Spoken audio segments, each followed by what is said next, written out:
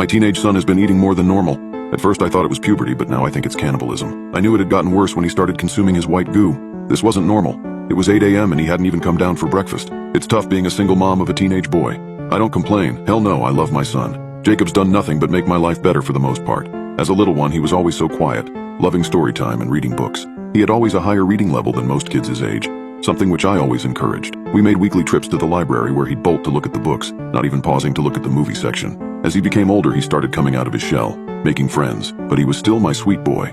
He always did the dishes without being prompted, was always home at a good time, and always told me what was going on in his life. When he told me his friend was considering suicide, we worked together to help that friend out. A few months ago, everything changed. I don't know what triggered the change, but it was a day and night change. I could normally go to work and trust Jacob to be out of bed ready to go.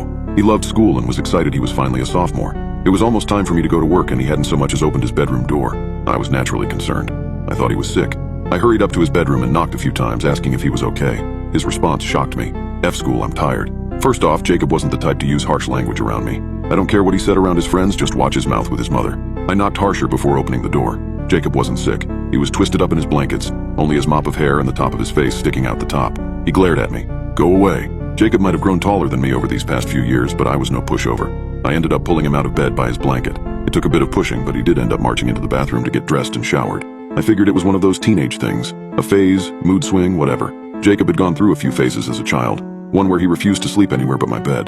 The monster under his bed was going to get him, and don't get me started on his cowboy phase. It was months before he stopped wearing those stupid boots. But this was different. This was rebellion. The next day I was already running late to work, so I didn't check to see if Jacob had gotten out of bed. I was on my lunch break when I got a text from Jacob's girlfriend, Marissa. Hey, Ms. Hensley, how's Jacob doing? Confused, I texted back and asked what she meant. Her reply sent my blood pressure through the roof. He's sick today, right? That's why he's not in school?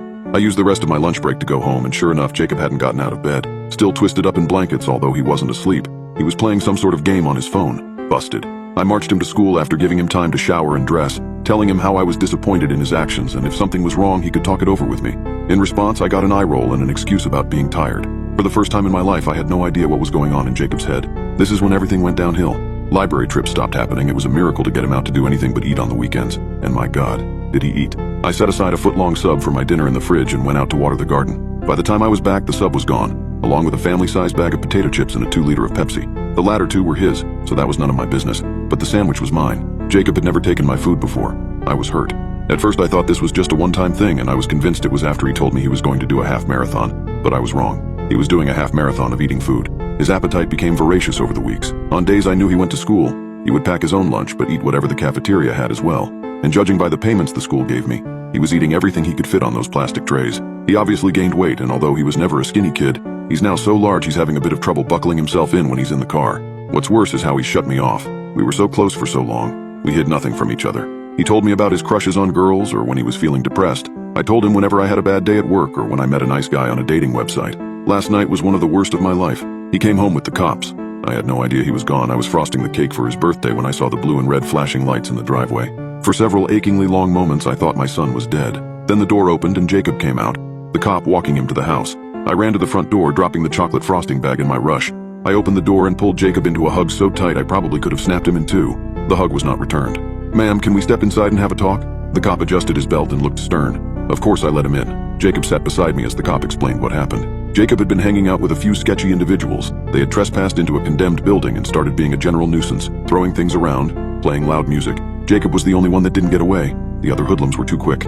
Jacob was getting off with a warning. This time, when the police left and it was just me and Jacob, I broke down. I sobbed, begged to know why. Just why was he doing this? I wanted my boy back. I wanted to go to the library with him again, read his favorite books, laugh like old times. I think my tears got to him. I saw a bit of the old Jacob in his face as he rested his hand on my shoulder. I'm sorry, Mom. He looked in the kitchen. How about we have some cake and just hang out, okay? He smiled. We ended up polishing off the cake together. We didn't talk about anything serious, just something Jacob had watched on TV he thought was a hoot. It was really. I laughed until my sides hurt. I worried about him, but for a brief hour I thought that maybe he was back to normal. It's almost 12 now. He hasn't even stirred. I haven't heard him walk around. I got up and headed upstairs. I wanted to talk about his behavior. I wanted to know what the hell was going on. I knocked on his door. Jacob, are you awake? No response. I frowned and knocked again. Jacob, I hope you're decent. I slowly opened the door. The blanket lay on the floor, shredded and covered in a thin layer of a shiny ooze. I looked at the bed and shrieked. Jacob was nowhere to be seen. Instead, there was this bubble. That's the best way to put it. A murky, reddish-brown bubble. I ran up to it, and now up close I could tell where Jacob was. Inside.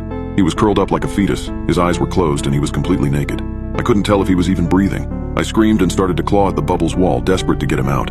It was an impossible task. The bubble's surface was thick and wouldn't give. As I watched, helpless, I saw the skin on Jacob's back start to peel off. Layer by layer, I saw skin, muscle, bone. He was melting. I screeched and pounded harder against the bubble, screaming Jacob's name as he liquefied in front of my eyes. His gut practically exploded with fat, which succeeded in further clouding my view of him. Before his head was consumed, his eyes opened. He looked at peace. No more pain. No more exhaustion. He smiled before the flesh on his face was consumed, leaving behind a grinning skull that too vanished. I sunk to the slime-covered floor, my shaking legs unable to support me any longer. My son was changing. After several moments, I rested my hand on the shell of his cocoon and strangely smiled as well. Just a phase, people say. This would be just a phase as well.